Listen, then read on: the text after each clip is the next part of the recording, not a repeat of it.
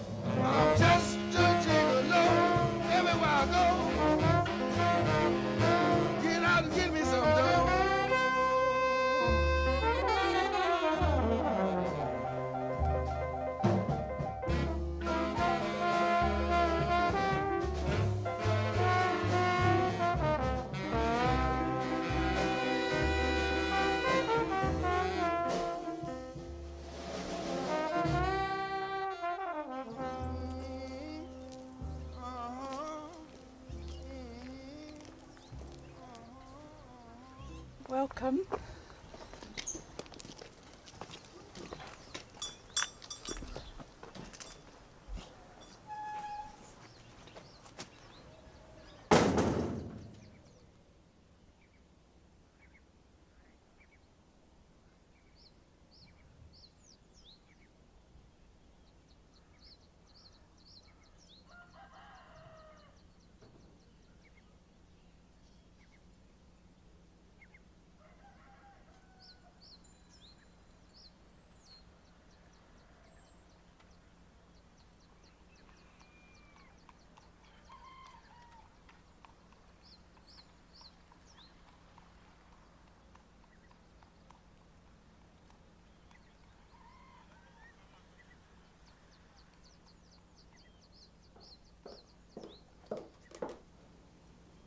This one I love, the dreaming horse. Yeah.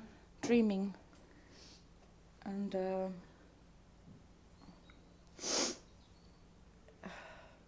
what else? Can I offer you something else now?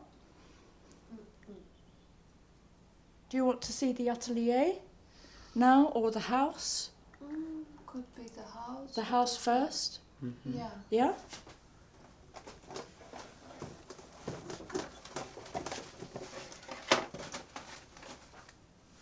An early piece of 89 that I did. Very nice. Little elephant.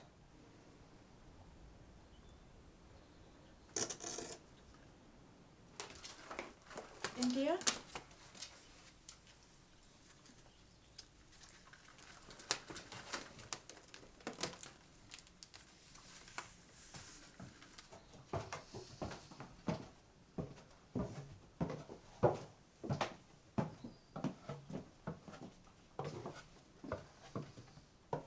Well, I'll show you the atelier now, but you can come back later.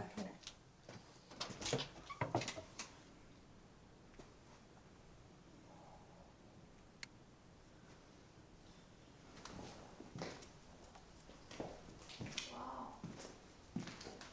It's a bit chilly. This is my cupboard for, well, I have my clothes here and upstairs, but they all use it. I use them all for the portraits, the clothes. You know, I have my. The portraits are from clothes you have? Yeah, Oh, yeah. All of them. Yeah, yeah. Do you see this? Do you recognise the sweater colour? Oh no! You must put this on the film. Yeah. I always use my own clothes for the portraits. Oh yeah? Yeah, it's me. It's me. It's all me. So. I am screaming from within my body. I am locked inside a body alien to me. Escape. Born with the bipolar gene. Born with a death wish. The scream. Bipolar is my illness. It's lonely. People avoid mad eyes.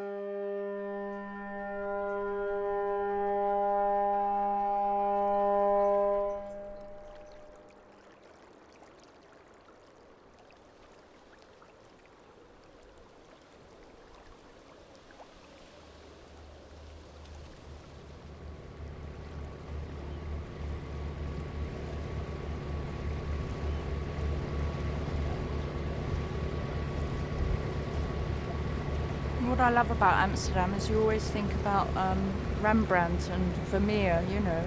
You just can't help it if you're a painter and you know those paintings of Vermeer and the light and Rembrandt, who lived here and just worked in one of these canal houses on where he lived.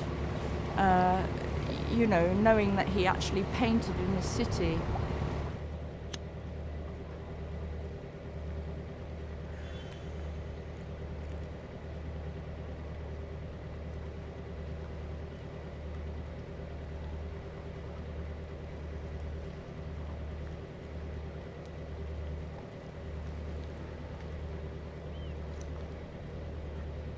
This is my old area, and this is the canal that I lived on for 25 years, from the age of 10 to the age of, I don't know, what was it, 24, 25.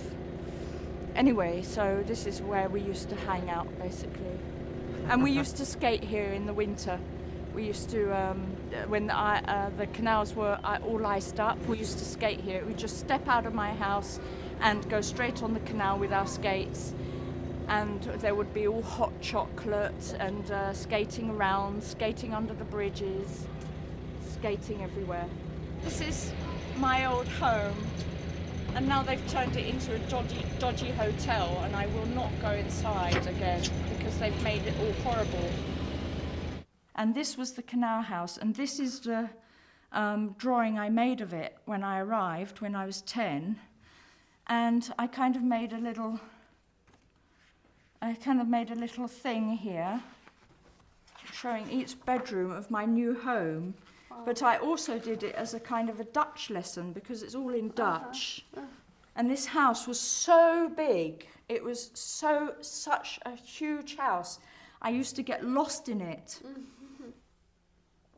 When I was 21, I had a very, very bad depression in London. And actually, the only thing that really saved me in the end was my drawing. My brother at one point said to me, look, take that little room at the back and just draw there. I mean, my brother literally said that to me. And so that's what I started to do. I mean, I really was lost and depressed and quite suicidal.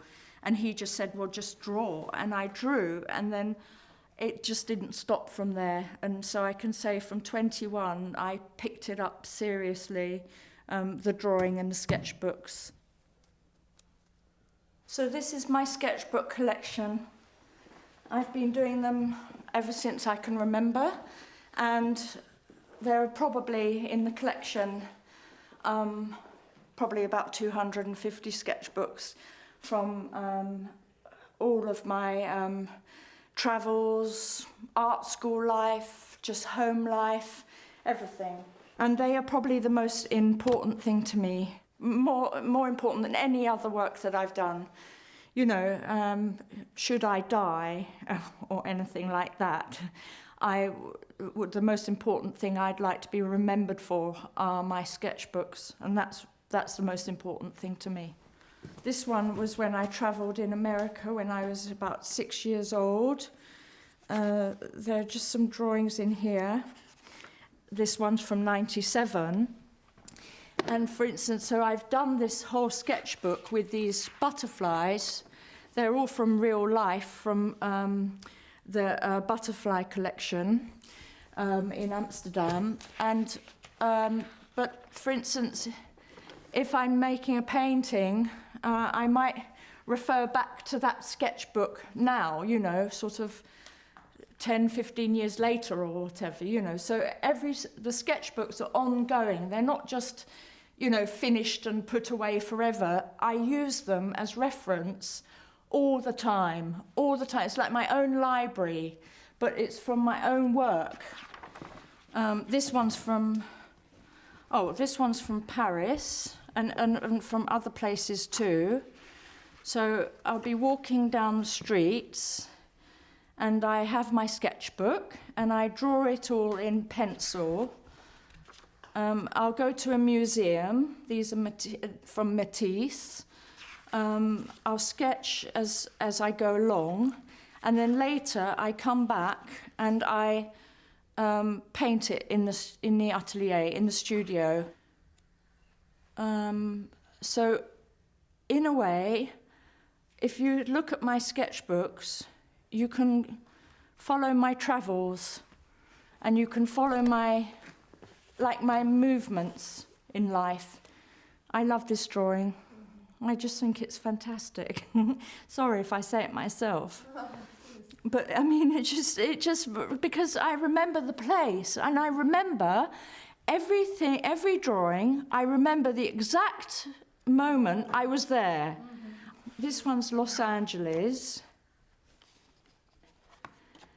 This is Los Angeles. This was great. So visual. That's why I love Los Angeles too, because the colours. I imagine Brazil is a bit like that as well, yeah? This one's nice. And then this book is the complete Museu do Azulejo in Lisbon, the tile museum. So I did the whole tile museum, yeah, in a book.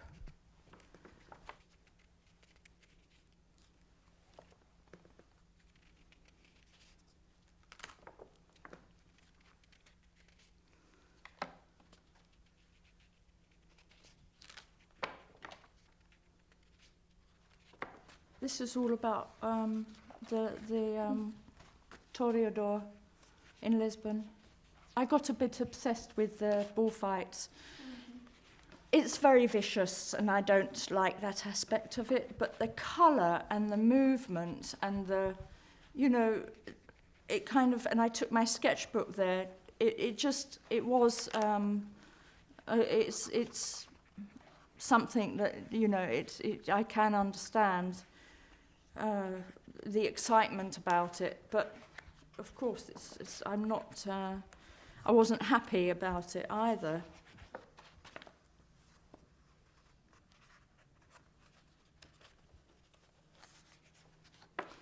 I like that one. It's just orange.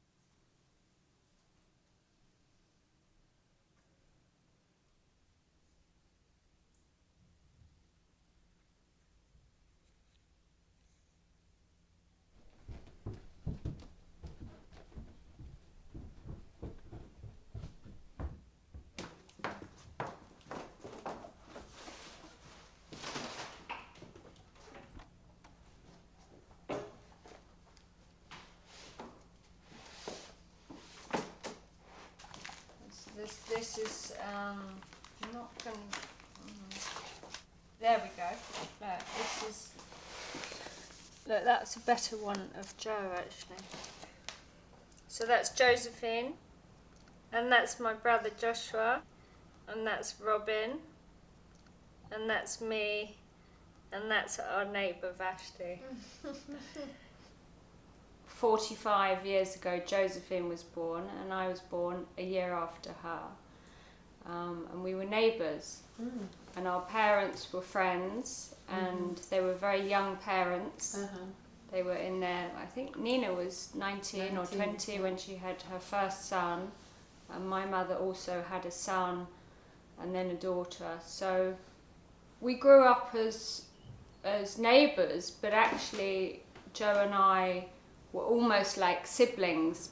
And, you know, looking back, it was a very sort of charmed existence in a way for the first 10 years or so of our lives, because I suppose the era we grew up in, the late 60s, the early 70s, there was a sort of environment and a cultural aspect that was very free, and my parents and her parents were very sort of interested in so many things culturally and socially. And Joe and I were very lucky. I think in so many ways we were incredibly lucky looking back. This is me in the early days. I don't know how old I was, maybe 3 or 4. And here in Hyde Park in London, my father, me and my mother and my brother here and my uncle. And this was actually at, I think, at the Rolling Stones concert in 1969. Oh, here's my father. Very rock and roll. His rock and roll lifestyle here. Completely rock. Yeah.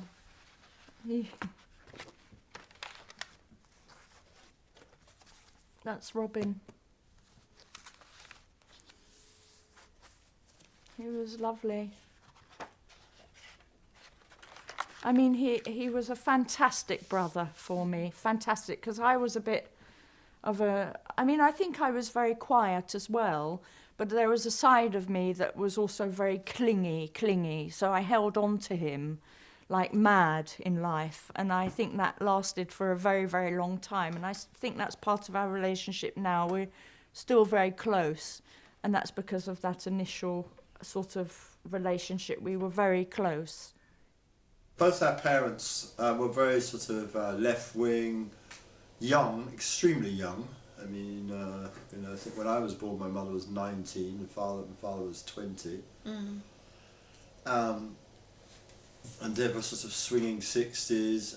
And I think Nina, my mother, because we never actually kind of named them by then. You know, it was never Mama or Papa. It was Mum and Dad. It was always by their first name. I think Nina was always quite a feminist, as it were. David, father, he was perhaps more like a big brother than a father. In the end, I think we were brought up mainly by Nina, who's kind of like the one who sort of like directed the house, as it were. Personally, I think I was brought up to be a sort of a kind person, a person to take care of Josephine, the responsible one. Now, for her, I think the bubble burst, if you like, when her parents split up. And it was, I mean, it was a defining moment in my life as well, because I remember it very well. Almost overnight, having had almost daily contact with each other, then the whole family moved to Amsterdam. You know, I think we were lucky. We think we've had a good childhood. We're okay now. We're not suffering, and you know, she's doing her work. People like it. People appreciate it. As for my work, I mean, personally, I feel, you know, they're always saying, "Oh, Robin, you could do so much better." Oh, Robin, you know. But I've got 2 children. For me, that's a kind of like that's a masterpiece too. I think, you know, children is worth nearly more than art. You know, artists. Well, you see. No, but I think a lot of people see that differently. But I think our family was certainly brought up to the children. The art is probably is like the highest thing. I think there's that you know, art, you know, with a capital A, that's like, you know, it's extremely sort of you know, it's sacred. I mean, Rob's a really good father and everything, but I mean, I could never have been a mother. I just couldn't. I mean, it just wasn't possible. I couldn't be responsible because I've never been in that position to be responsible. I've just only ever just wandered around in life like, you know, I just can't, I don't think it entered my head to ever become a mother at all. Apart from Nina, my mother, she always told me from the start, Josephine, you must never have children. Never have children. And so she told me that from the beginning, from when I was very young. And I think that went in my head as well, you know, as part from, because the three people I always listened to were him and my parents. So, and she was very much, don't ever have children. It's slavery. It's slavery. Personally, I think I'm an accident. She was very young. I'm an accident. I shouldn't have been here. You know, to 19 years old, she's very talented. She had ideas for herself. You know, I don't think she's, you know, she said if she could do it again, she wouldn't have children. I know that, of course. So that's what she. And I don't know whether she really regrets Robin and me. Of course she doesn't, but she loves us. But she probably. I think she's got regrets. I think she's got regrets because I think she has a very, very high opinion of herself. You'll see. I mean, you know, you'll see what sort of person she is. She's a very strong personality, but quite strange as well. Not very. You won't notice that immediately. She's very quiet as well. So it's not like strong, like coming into a room. No, it's very calm. It's very calm and always calm. Oh yeah. Yeah. Always calm.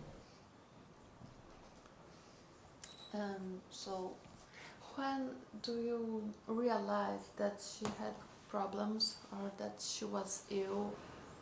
It's difficult to say because at the time I didn't have a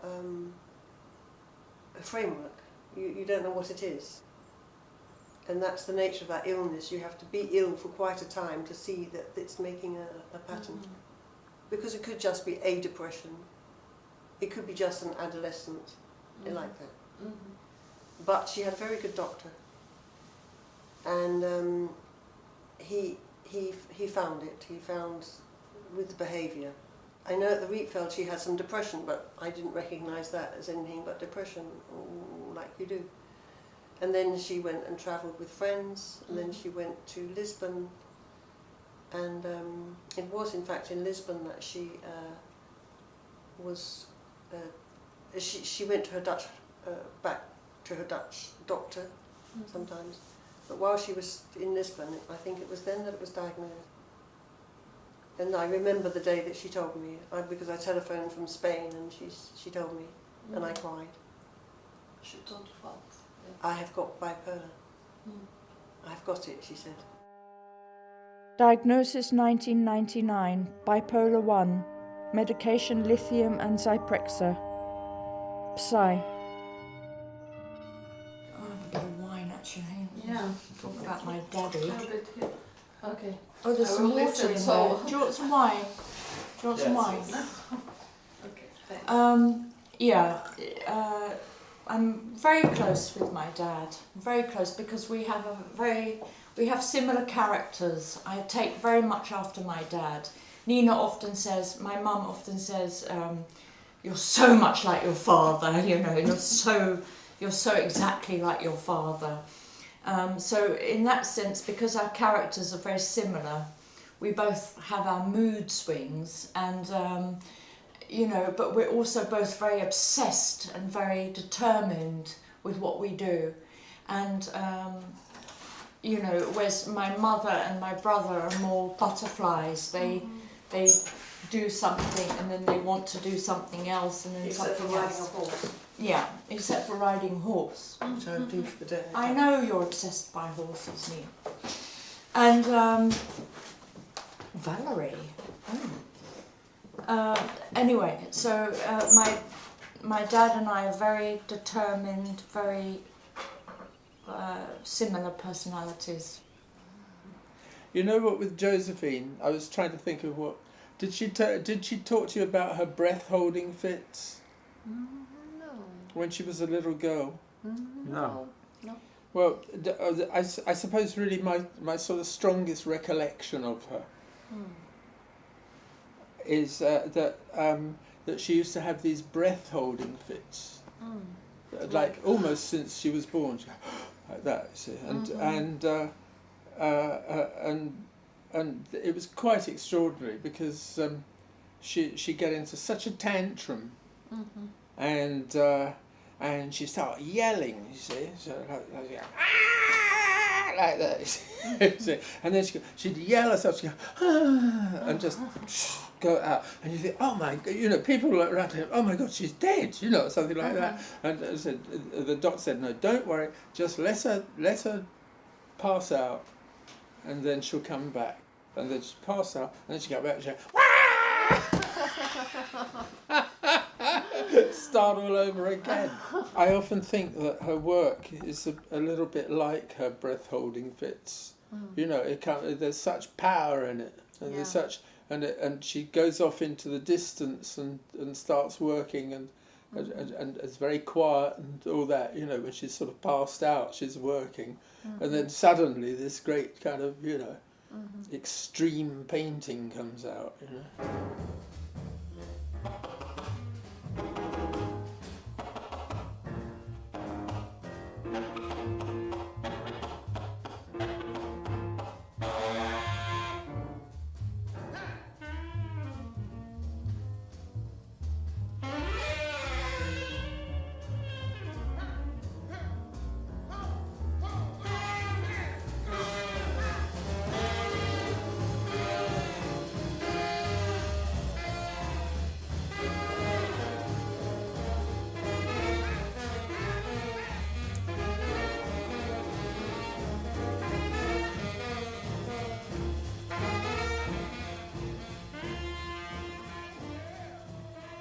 I was ill when I tried to do those things each time. Like now I feel fine and everything is more or less okay, you know, but say tonight or tomorrow, you know, I might feel down or depressed again, it might come down, or I might feel very energetic and start working a lot, it depends. But the thing is, you're always in the moment with bipolar. It doesn't let you go. It doesn't let you go. That's the problem.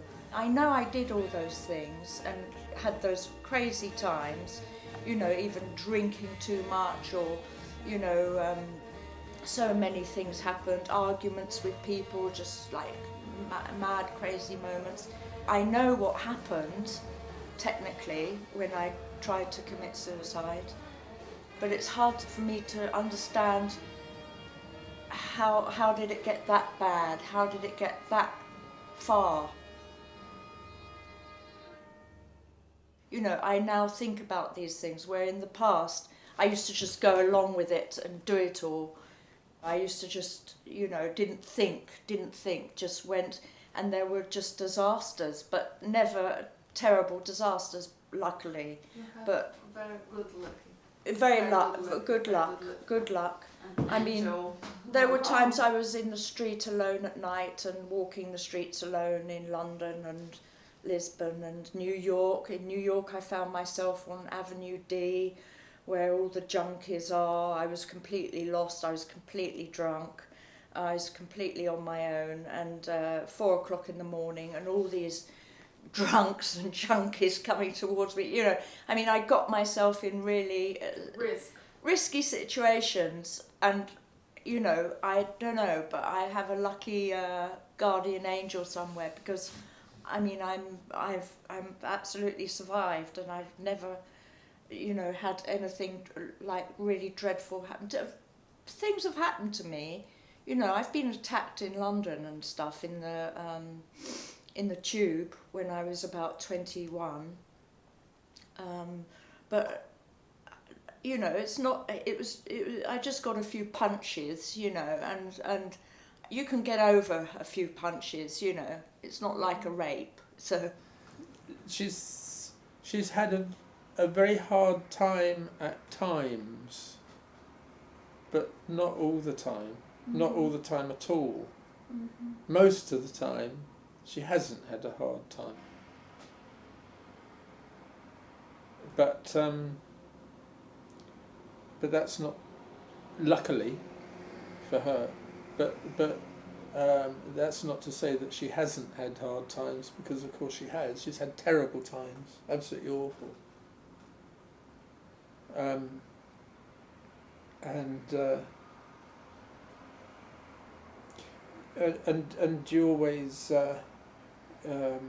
you always hope that it's not going to happen again, you know.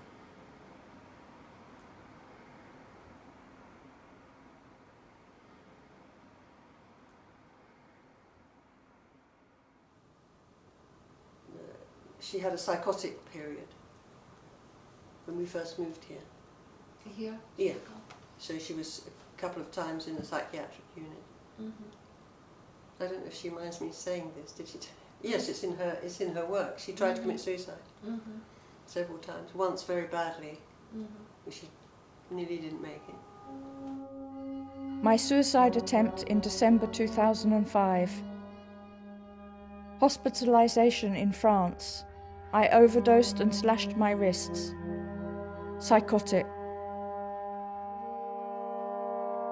Rope, knife, gun, pills, plastic bag, alcohol, gas, roof, drugs, crash, bridge. It could be days, months or years, but I will kill myself. Manic depression has destroyed my life.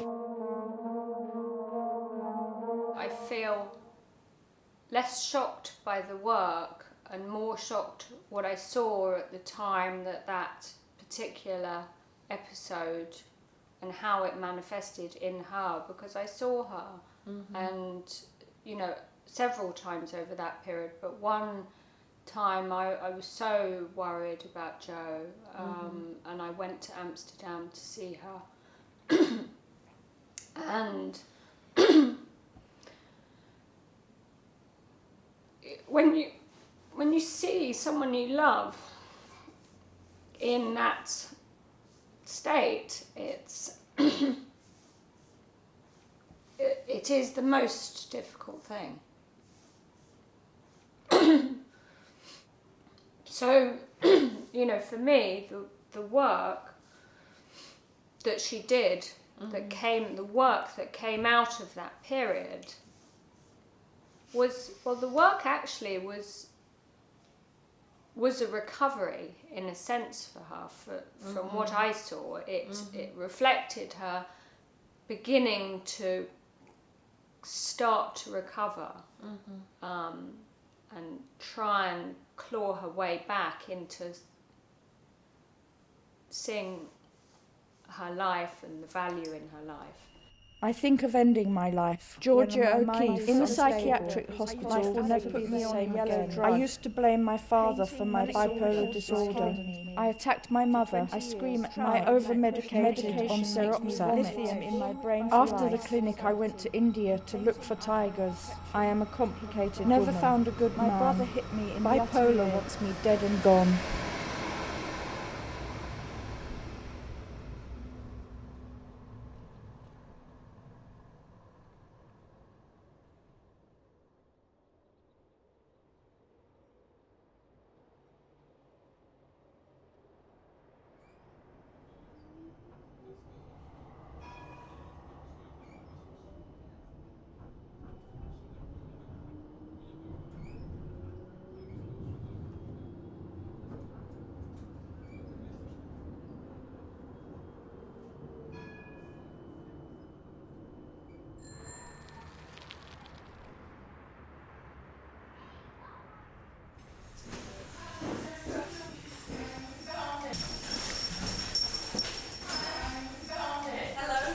Hello. Hello. Hi, Josephine. Hi. Want to come upstairs? Okay.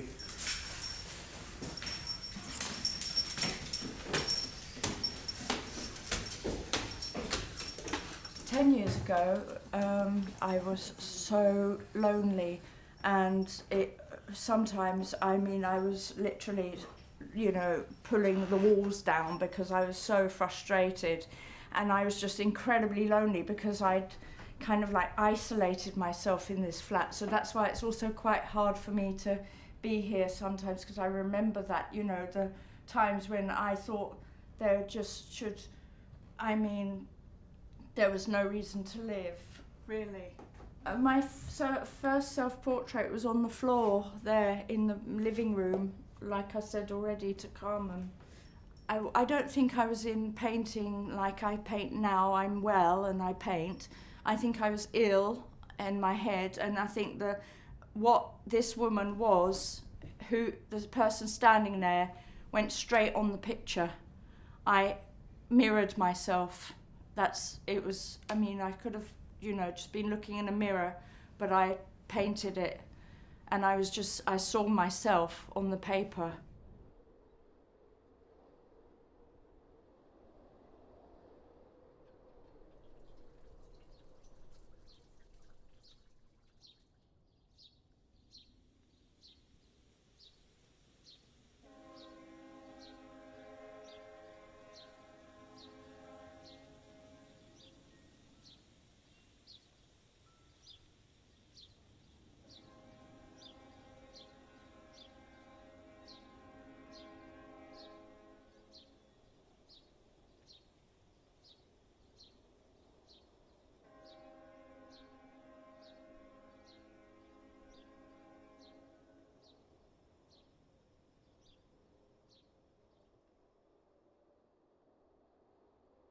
I did something quite frightening with those self-portraits because, I'm, like I said, I was making them for myself, and then people started to see them and like them or be shocked by them or want them.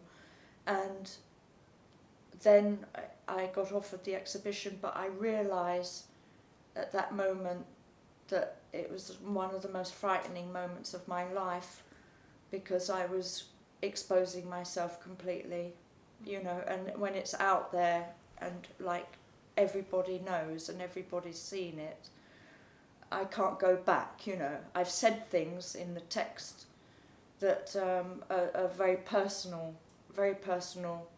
and I think that's what's made it successful as well, because people feel these things anyway. But you see, most people wouldn't want to say that, wouldn't want to expose themselves like that. But the gallery people showed her work up here in sort of bunches of people, 10 or 15 people at a time. Well, I came up here, I just kind of stayed out of it, but I came up here, there was silence. There were like 15 people around the table in the middle of the room here, and they were turning the paintings over. And it was absolute silence, and it was like a seance. It was like something out of Rosemary's Baby or something like that, It was incredible. And people were just amazed, and some like, it's been an exaggeration to say they were crying, but they were just like close to it and shattered by the work, just silently turning the pages over. Actually, it was at that point that I knew that, that she kind of had a hit on her hands,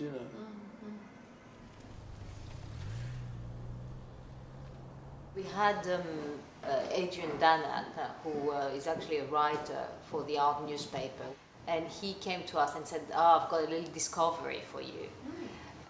So he was also quite charming about this. He captured our kind of attention, because it's also the thing is how do you capture someone's attention, because everyone is running, everyone is always busy. You have to actually find the right way to say to someone, actually stop and watch.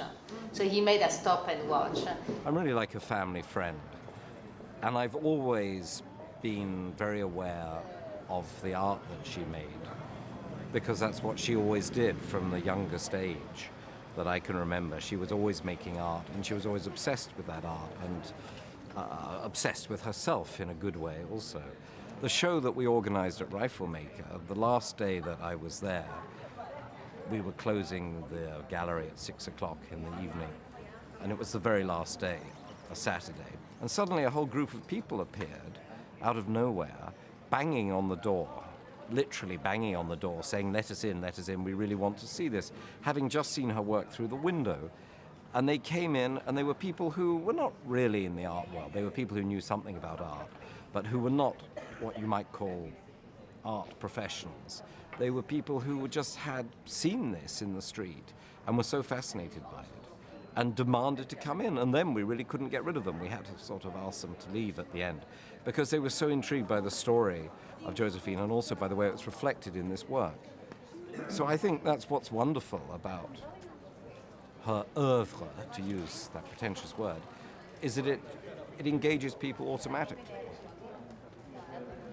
First exhibition where we had so many people writing notes that they felt really emotional. Some people were crying, some people writing letters to her. So many people identified. And the good thing also, we sold out everything. Wow. So yeah, all the work was sold out. She was awarded for the South Bank Award in London.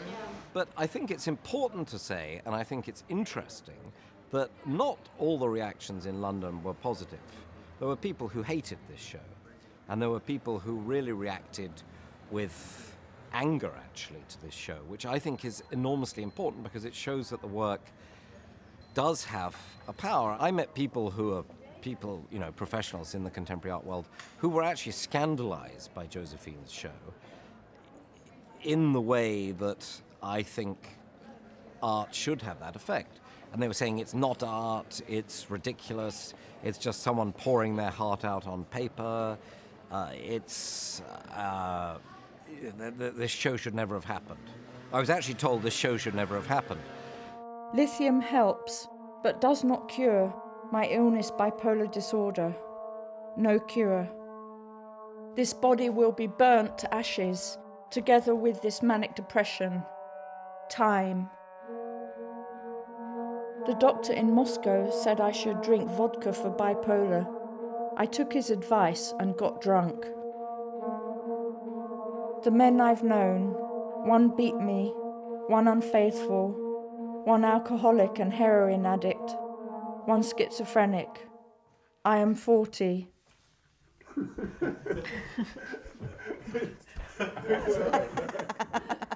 Man, it's not like... I know, it's really awful, isn't it?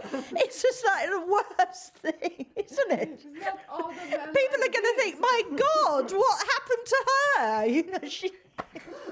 In England, we would say, when God gave love out, Josephine was at the back of the queue, right at the back. You can do it again. The men I've known, one beat me, one unfaithful, one alcoholic. He can't believe it. And I actually think the work is funny. It's so extreme. One of the galleries I was showing it to in New York, which, I mean, of course, I'll not mention any of these names, but it's a pretty famous gallery.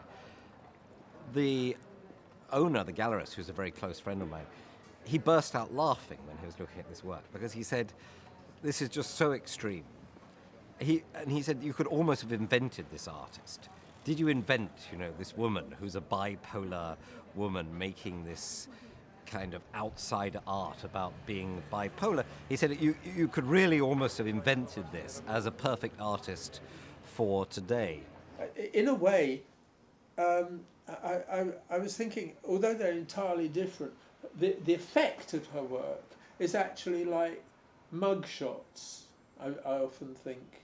But of course, they're not, because of the brilliant colour and the fabulous clothing and, and that face in all different colours kind of staring at you, and the kind of the bits and pieces that she happens to be holding in her hand or whatever, or hanging around on the floor. It's a pity she's not here to hear us talking about her, isn't it? She'd be very pleased. My God, can't we say something horrible? Oh my. There we are. I wonder what she's doing now. This book here, Modern Beauty Culture, was written by my great-grandmother. It's Nina's, my mother's grandmother. She had a beauty salon in Hyde Park in London in the 1930s. So my grandmother was born, and her father was killed in the First World War when she was 2, so she never knew her father.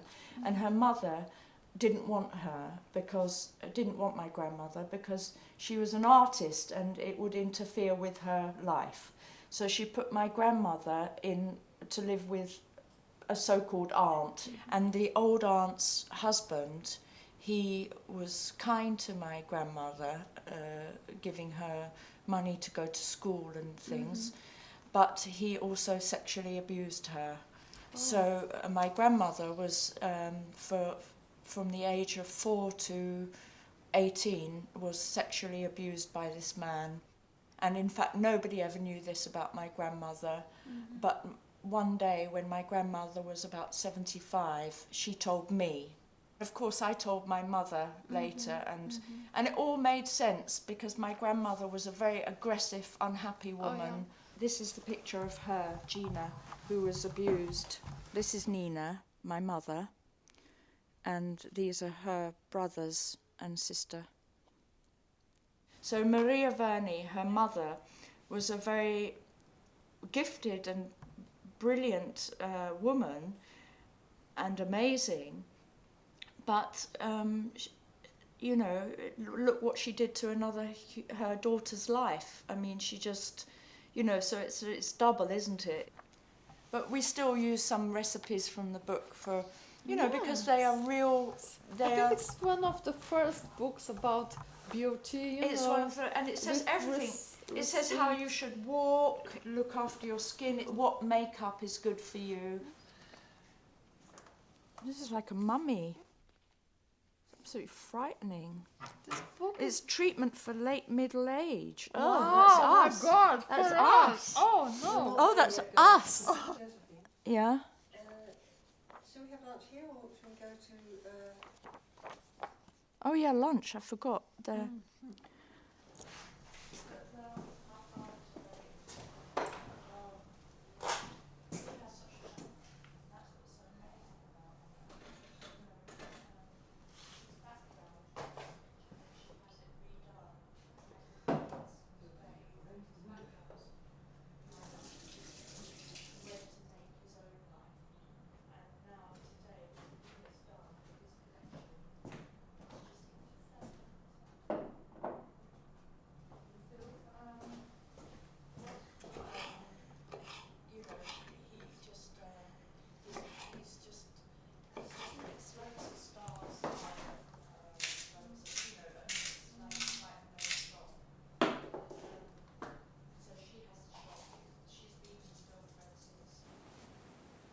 Yeah, your last exhibition was called Life So Far.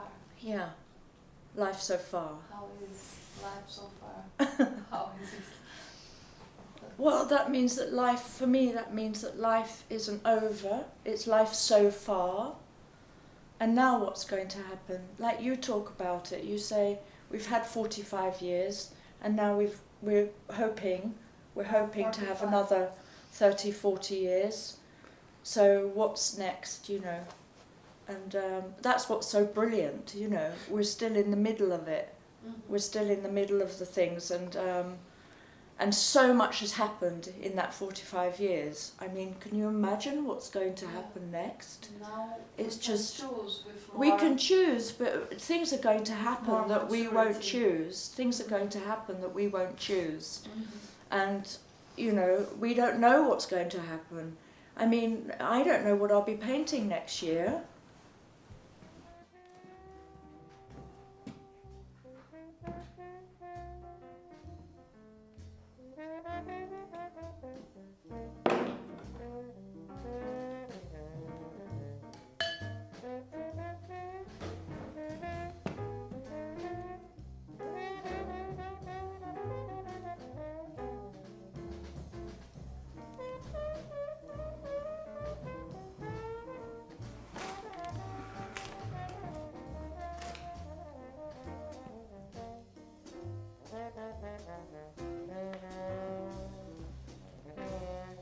Okay,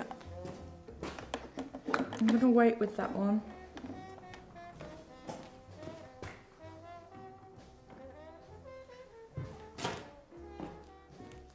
Have something to do here.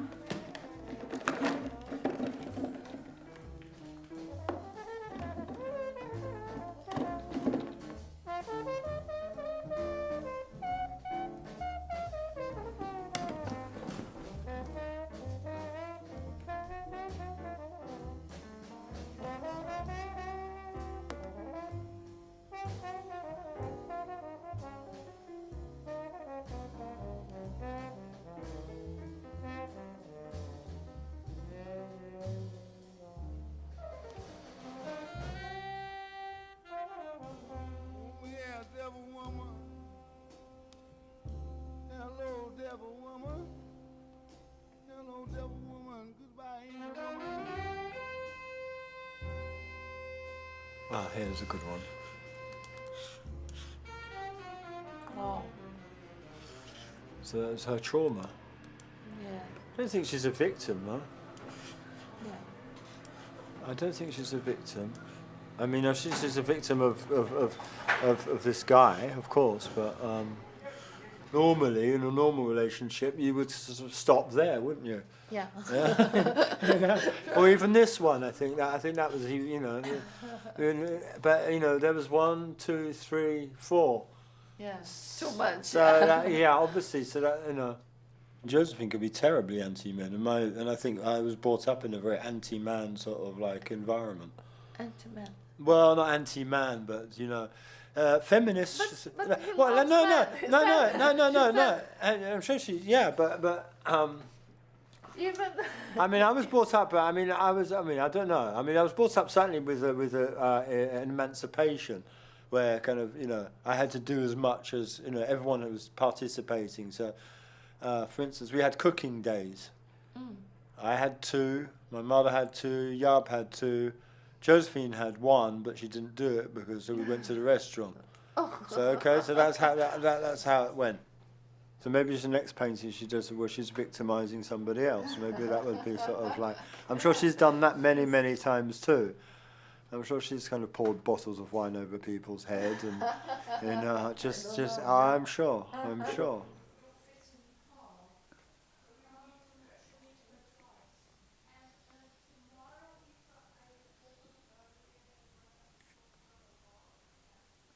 Modern women, okay, like people who are so-called free, and, you know, I think that it's all an illusion, actually. I don't think we are ever free, and if we are, we're kind of ridiculed as women. And anyway, you know, if you're a strong woman, a strong modern woman, somewhere along the line, someone's going to say, or someone's going to point out that, you know, you're a selfish bitch, basically, and that's why the show is going to be called Selfish Bitch. We think we're living in a world where we can be emancipated, but I just don't think it's true, even for the Western modern woman.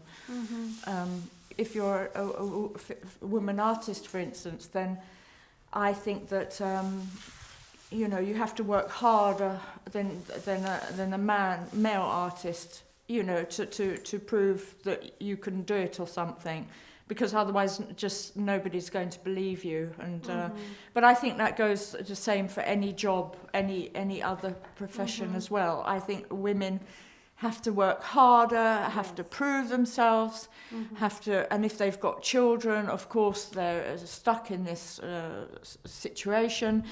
So I just wanted to say something in this exhibition about it, about how does it feel to be a woman artist, and also to do with relationships. And I particularly wanted to paint all the sort of violent things that went on in my life, experiences with men and different subjects, even like the man in the tube station in London.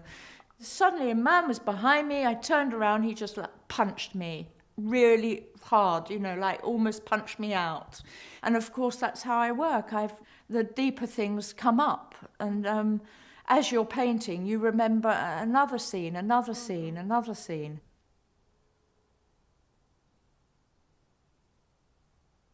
I still keep meeting men as I go along, but I think it's very hard also from their point of view to come into my life. Imagine, I'm not cooking, I'm not cleaning, I'm painting, and I'm painting all day.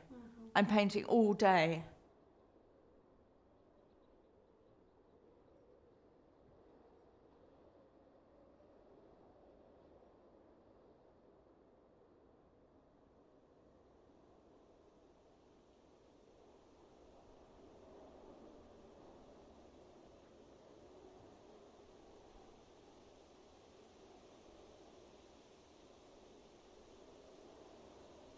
Selfish bitch, female artist, despised, criticised, punished for living and working independently.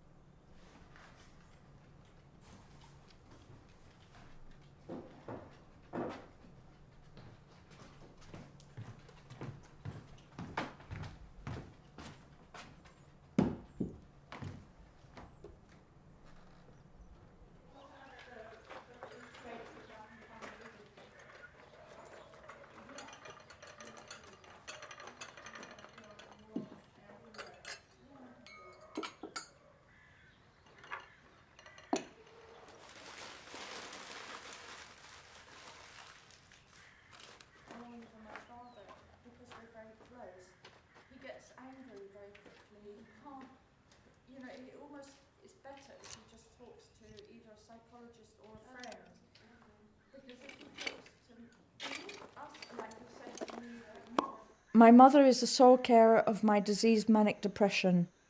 I email with my doctor. I take pills.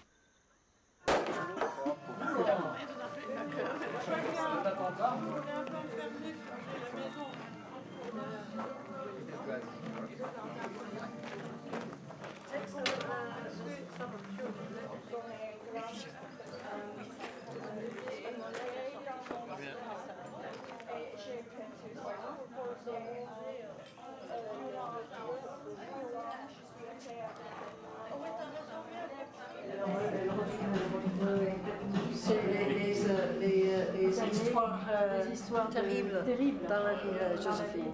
Ah oui. Oui, oui, mais c'est l'expo. Chaque fois c'est un thème. Et chaque thème est faire. Il y a des couleurs magnifiques, des tonnes de couleurs.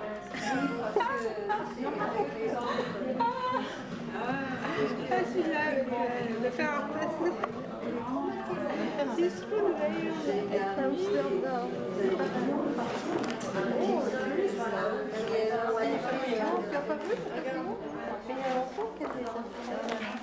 Alors là, tu as mis beaucoup d'éléphants, c'est ça? Oui, ça c'est la peinture et lui cassait la peinture là. Et c'est qu'il cassait tout mon appartement et détruit mon peinture à Amsterdam. Cet homme avec qui tu vivais? C'est l'homme qui fait ça.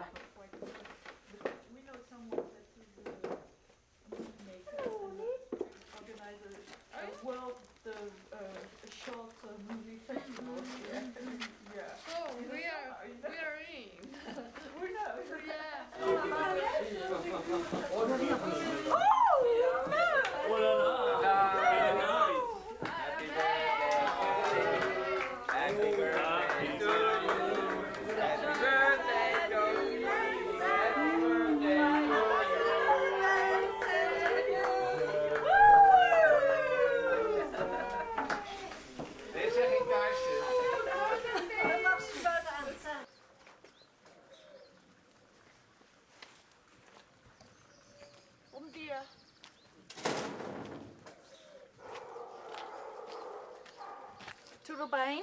Tudo bem. Tudo bem. my great Brazilian friends. It's fantastic. I adore you all. And you know, we're going to remember this forever, for the rest of our lives. We'll remember in 20 years. Do you remember when we were there? Don't you think? Yeah, yeah. We're going to The donkey, Balthazar.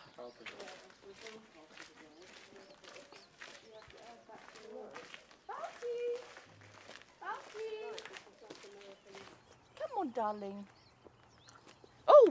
Oh, silly boy. Come on. What's that? What's that? Balti. Come on. Good morning. Oh, he's not used to being a film star. Good boy.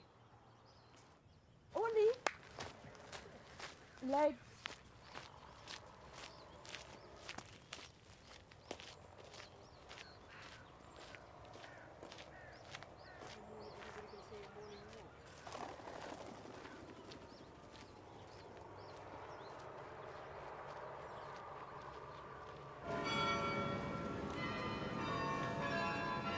And when the curtains are closed, it means they're busy.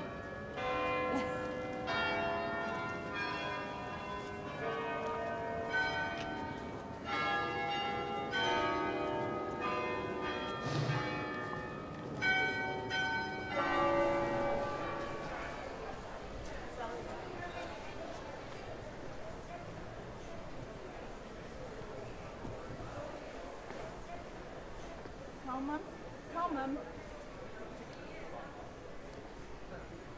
Oh, you know what? When I was about 28,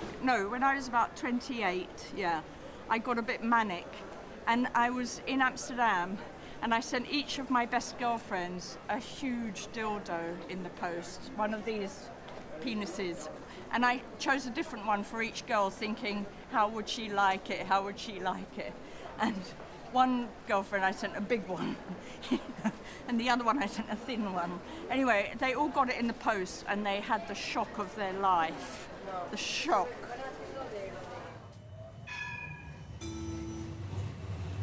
Black Flower Market.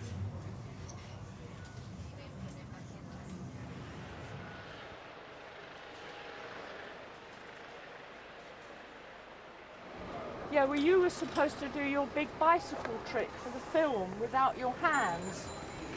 You love that. I've been on a bicycle for 50 years. Now then, has anybody got a question? Well, David. Hello. You know you've known me all my life and everything. Most of it, yes. And, you know, you saw me grow up and everything. Yes. From when I was born. Yes, I did. Yeah, so... I remember you... So what did you think when I had that big exhibition in London? Seriously, what did you think? I thought it was great.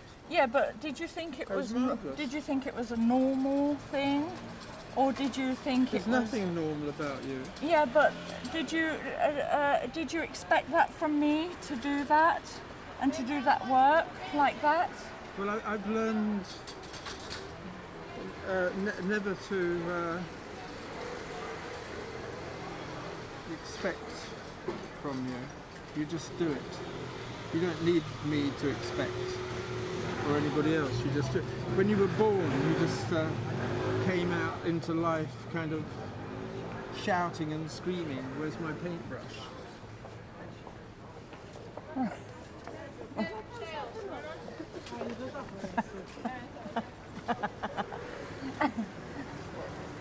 And you've been doing that ever since. Yeah. Shouting, screaming, and painting. Oh, very funny, David. And you know who I've been shouting and screaming at is you. Yes. I'm very much looking forward to the next exhibition. And I haven't even thought of the next exhibition. I just do my thing, and then, you know, they have to put it together, because I haven't really... We can... Selfish bitch, it's called. we can be sure whatever it is, it'll be terrifying. It's called Selfish Bitch. No, he hasn't seen the Selfish Bitch, but I've sent him on the... Yes, you have. Yes, I have. I've sent you on the... You sent it, I have seen it, yeah. What do you feel about that last work, David? I think it's one of the greatest Selfish Bitch paintings of all time.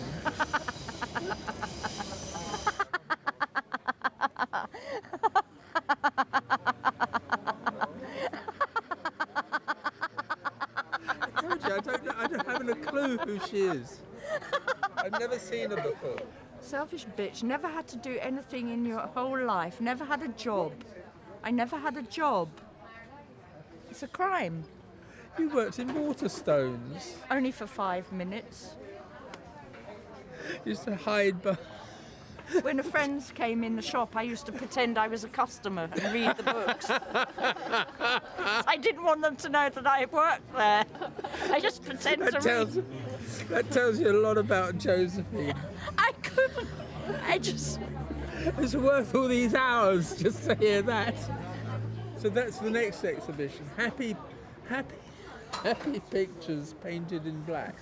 I won't be told what to do. I won't be told. Okay. I'm following my own path. I don't remember you. And I'm afraid, David, you followed your own path and I'm following my own path. And that's it. I don't listen to anything except what's going on in my head. Excuse me. You listen to loads of except what goes on in your head. But on the way, it only went on in your head. You always told me you better be nice to the people on the way up because you meet them on the way down. That's funny, that's what my mother used to say to me. Yeah, but I say to you, I'm not coming down. I'm out of there. I'm up and out. I'm not going down, David. Who's talking about going? And then we have these surrealistic conversations and we both say things and they're nothing to do with each other. But anyway, David. Hello. You've Yeah. You've got 2 grandchildren to look at their future. Has anybody got any questions?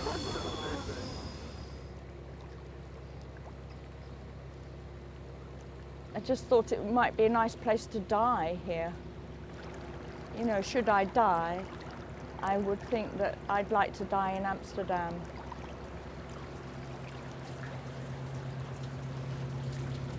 And there's many reasons for that.